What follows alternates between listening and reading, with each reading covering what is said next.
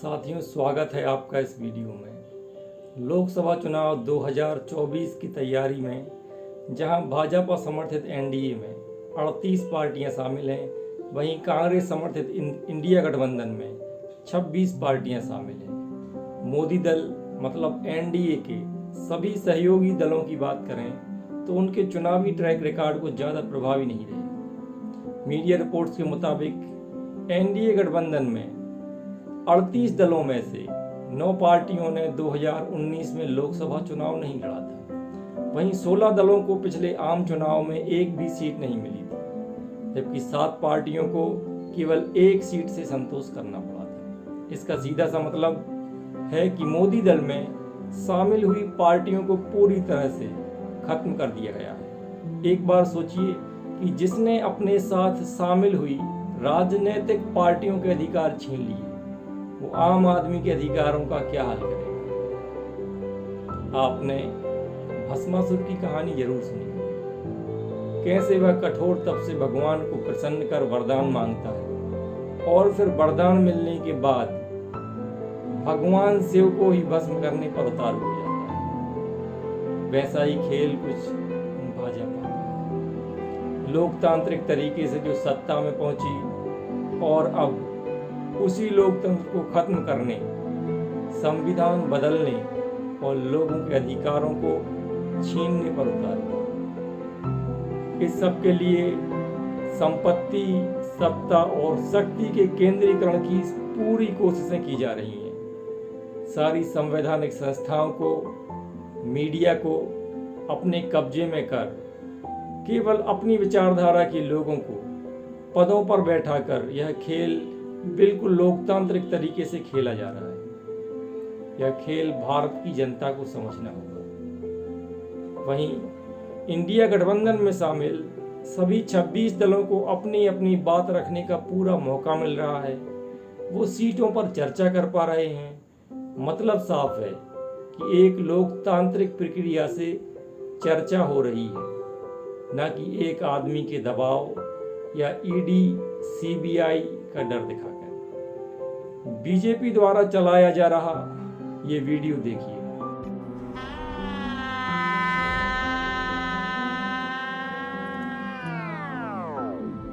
ये सब आपके रिश्तेदार हैं? बिजनेस पार्टनर है जी।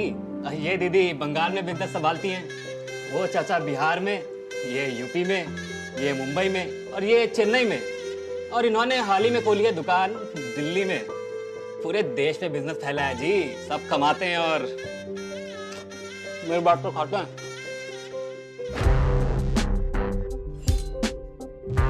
ये इंडियन चीज है, चाइनीज नहीं। दूल्हे तो आप ही हो ना? और कौन होगा जी। देखिए, दादी का दिया हुआ सब कुछ है। सरनेम है, दौलत है, शोहरत है, इज्जत है, मतलब मिल जाएगी शादी के बाद जी। हेलो, दूल्हा कौन होगा ये डिसाइड नहीं हुआ है अब तक। दूल्हा हम बनेंगे, इज्जत की कोई कमी नहीं है। ए भाई, तुम तो रहने ही दो, हमारी दुकान इनसे काफी बड़ी है। दूल्हा तो हम ही बनेंगे, है ना पापा? पापा, पापा। सब बुर्बक, इसको तो हम बिहार में दूल्हा बना देंगे, लेकिन यहाँ पे दूल्हा हम ही बनेंगे। ओ काका, सारी शादियाँ क्या आपके ही घर में होगी क्या? और हम क्या यहाँ यूं ही दुकान खोल के बैठे हैं क्या? हाँ भाई, पिछली बार भी किसी दूसरे की बारात में दूल्हा बन गए थे आप।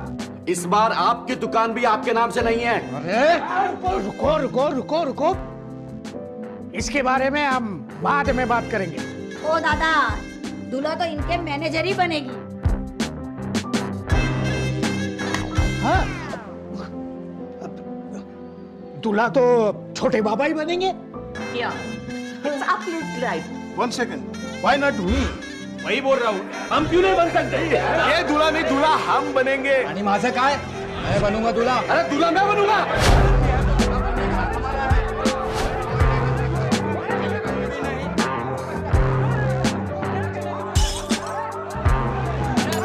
घर का टेंशन मत लो अंकल, शादी के बाद तो घर हमारा ही होगा ना। इस वीडियो के जरिए किस तरह ये दिखाने की कोशिश की जा रही है कि गठबंधन में प्रधानमंत्री का कोई चेहरा तय नहीं किया गया है। इंडिया गठबंधन ने अभी तक प्रधानमंत्री का कोई नाम तय नहीं किया है। जबकि एनडीए में प्रधानमंत्री के रूप में नरेंद्र मोदी का चेहरा पहले से तय है। ये बात गर्व करने की बजाय डर और शर्म की होनी चाहिए कि किस तरह सत्ता पर कब्जा करके अब लोगों के वोट डालने के अधिकार को उनके क्षेत्र के प्रत्याशियों, उनके विधायकों, उनके सांसदों के सबके अधिकारों को छीनकर केवल एक व्यक्ति को सबसे ज्यादा ताकतवर बनाया जा रहा है। उसके पास सारी ताकत, सारे निर्णय लेने के अधिकार दिए जा रहे हैं। सारी विधानसभा की सीटों पर, सारी लोकसभा की सीटों पर मानो एक ही आदमी चुनाव लड़ रहा है। बाकी किसी को कोई अधिकार नहीं, ना बोलने का, ना कुछ करने का। यही लोकतंत्र के द्वारा लोकतंत्र को खत्म करने की साजिश है। मध्य प्रदेश में लोकसभा की 29 सीटों पर चुनाव होने हैं, जिनमें पहले राउंड में केवल 6 सीटों सीधी, शहडोल, जबलपुर, मंडला, बालाघाट और छिंदवाड़ा है। हम इस सीरीज में सभी सीटों पर प्रत्याशियों के बारे में चर्चा करेंगे। उनकी शिक्षा दीक्षा, राजनीतिक कैरियर, उनके आपराधिक रिकॉर्ड यदि कोई हैं तो, और उनकी संपत्तियों के बारे में जानेंगे। आइए बात करते हैं सीधी संसदीय क्षेत्र की। सीधी लोकसभा में 8 विधानसभाएं शामिल हैं। चुरहट, सीधी, सिहावल, चितरंगी, सिंगरौली, देवसर, धौहनी और ब्योहारी। इनमें से 7 विधानसभाओं में भारतीय जनता पार्टी के विधायक हैं। सीधी, जी हाँ, वही सीधी जहां आदिवासियों के सिर पर मुद्द दिया जाता है, बिल्कुल वही जहां कुछ ही समय पहले सत्ता के नशे में मदहोश तत्कालीन भाजपा विधायक केदारनाथ शुक्ल के करीबी माने जाने वाले प्रवेश शुक्ला ने एक आदिवासी के सिर पर मूता और वीडियो भी बनवाया।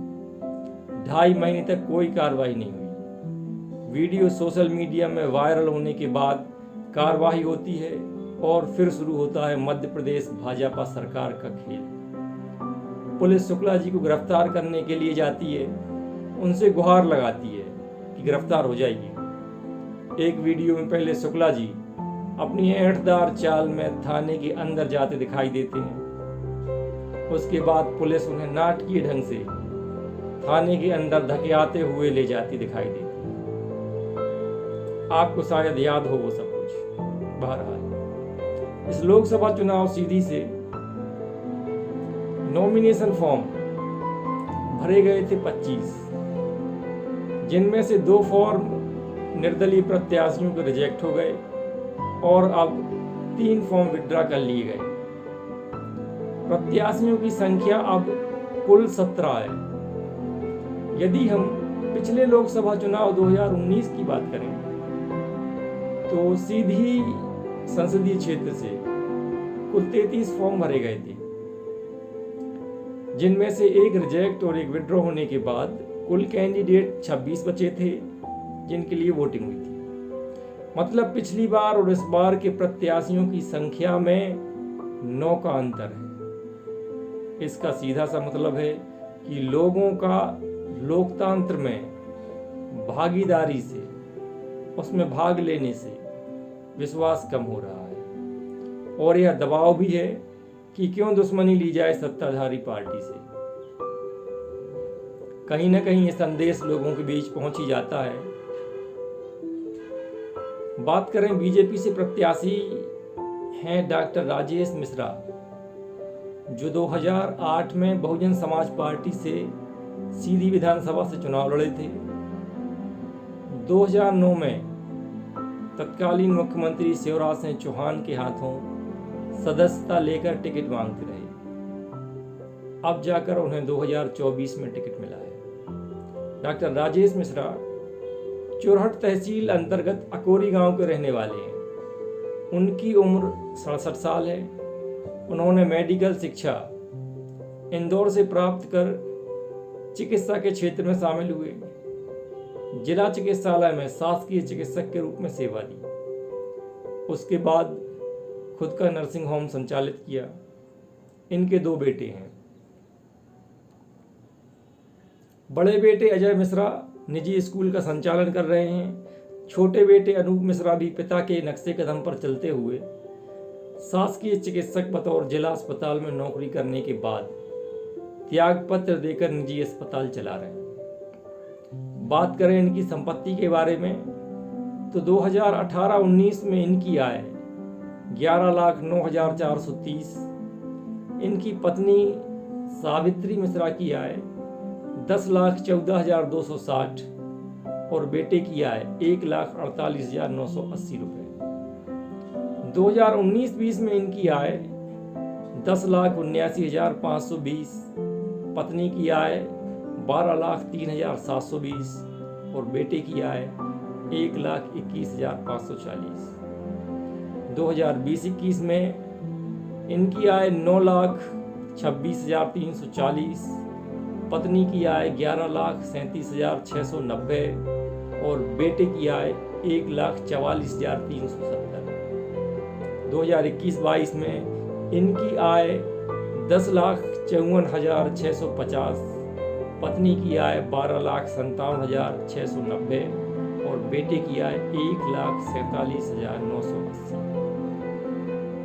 बीते हुए सत्र की बात करें 2022-23 में इनकी आय 10,37,300, पत्नी की आय 12,33,220 और बेटे की आय 2,33,780। कुल संपत्तियों के बारे में बात करें तो राजेश मिश्रा के नाम से 1,68,08,592, पत्नी के नाम से 61,25,756 और बेटे के नाम से 40,73,718 रुपए के बराबर cash, share policy, fixed deposit आदि हैं। जमीन और मकान के बारे में बात करें तो राजेश मिश्रा के नाम से 22,50,000, पत्नी सावित्री के नाम से 85 लाख और बेटे के नाम से लगभग 95 लाख रुपए तक की प्रॉपर्टी शामिल है। देनदारियों या बैंक लोन की बात करें तो इनके खुद के नाम से 12,92,804, पत्नी के नाम से 1,71,35,155 रुपए हैं। आपराधिक रिकॉर्ड के बारे में बात करें तो कोतवाली थाना सीधी में आईपीसी की धारा 188 के तहत FIR दर्ज की गई है, मगर कोई भी चार्ज फ्रेम नहीं किया गया। बात करते हैं कांग्रेस के प्रत्याशी की। कांग्रेस ने कार्य समिति के सदस्य व पूर्व मंत्री रहे कमलेश्वर पटेल को टिकट देकर उम्मीदवार बनाया है। कमलेश्वर पटेल छात्र राजनीति से ही सक्रिय रहे हैं। वह NSUI से राजनीति में प्रवेश कर प्रदेश अध्यक्ष बने। इसके बाद वे यूथ कांग्रेस में राष्ट्रीय महासचिव, यूथ कांग्रेस पिछड़ा वर्ग प्रकोष्ठ के राष्ट्रीय अध्यक्ष, सीनियर कांग्रेस में राष्ट्रीय महासचिव और अब अखिल भारतीय कांग्रेस के वर्किंग कमेटी में सदस्य के रूप में हैं। कमलेश्वर पटेल साल 2013 में पहली बार सिंहावल विधानसभा क्षेत्र से विधायक पद के लिए चुनाव मैदान में उतरे और जीत दर्ज कर क्षेत्र में लगातार सक्रिय रहे। दूसरी बार साल 2018 में फिर से सिंहावल विधानसभा क्षेत्र से चुनाव मैदान में उतरते हुए भारी वोटों से अपने प्रतिद्वंदी को पराजित करने में सफल रहे। कांग्रेस की सरकार बनने पर पंचायत व ग्रामीण विकास मंत्री के पद पर रहे।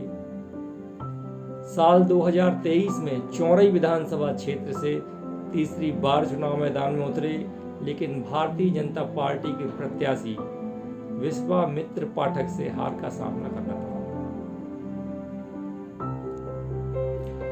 कमलेश्वर पटेल के पिता इंद्रजीत कुमार लगातार 35 सालों तक अलग अलग पदों पर राजनीति में रहे।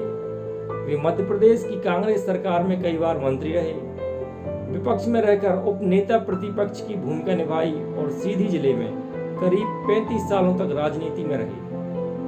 अब इस राजनीतिक विरासत को उनके पुत्र कमलेश्वर पटेल आगे ले जा रहे हैं, जो 2 बार विधायक चुने जा चुके हैं और अब एक बार फिर से लोकसभा चुनाव के मैदान में उतरेंगे। बात करें इनकी संपत्ति के बारे में तो 2018-19 में इनकी आय 23,39,812, इनकी पत्नी की आय 39,72,259,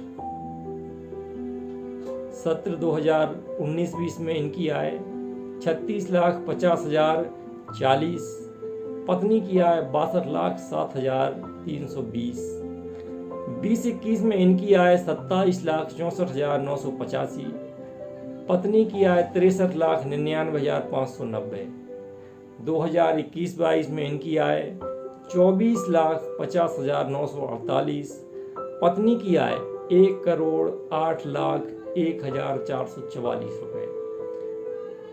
बीते सत्र 2022-23 में इनकी आय 23,90,665, पत्नी की आय 1,04,52,880।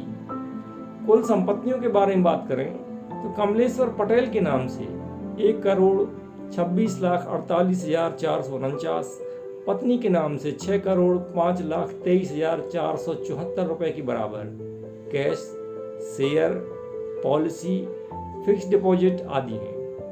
जमीन और मकान के बारे में बात करें तो इनके नाम से 14,58,75,000, पत्नी के नाम से 17,12,10,000 रुपए तक की प्रॉपर्टी शामिल है। देनदारियों या बैंक लोन की बात करें तो इनके खुद के नाम से 54,23,667, पत्नी के नाम से 9,92,71,912 रुपए हैं। आपराधिक रिकॉर्ड के बारे में बात करें तो 147, 149, 341, 188, 169, 270, 465, 441, ये सारी आईपीसी की धाराएं हैं जिनके तहत इन पर एफआईआर दर्ज है, मगर कोई भी चार्ज फ्रेम नहीं किया गया है। आप किस लोकसभा और विधानसभा से इस वीडियो को देख रहे हैं, कमेंट में अपनी लोकसभा विधानसभा का नाम लिखिए ताकि हम अगले वीडियो में आपकी लोकसभा पर बनाएं।